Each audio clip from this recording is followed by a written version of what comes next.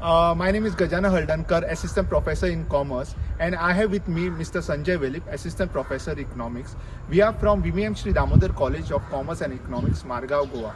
Today, on occasion of Gandhi Jayanti, the NSS unit of the college have organized a cleanliness drive. The details of the cleanliness drive will be provided to you by Mr. Sanjay Velip. Okay, so we have started our cleanliness drive at around 9 a.m. We have started our cleanliness drive from our college campus. Then we went to a Komba area.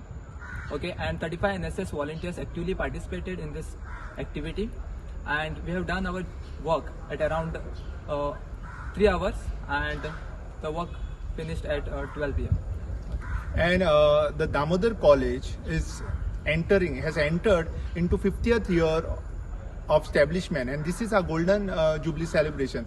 As part of this celebration, the NSS unit have planned a series of activities, namely from cleanliness drive in beach, villages, railway station, then blood donation, then adoption of Anganwadi, and many social activities and outreach activity throughout the year. Subscribe Prudent social media channel and press bell icon for latest notifications.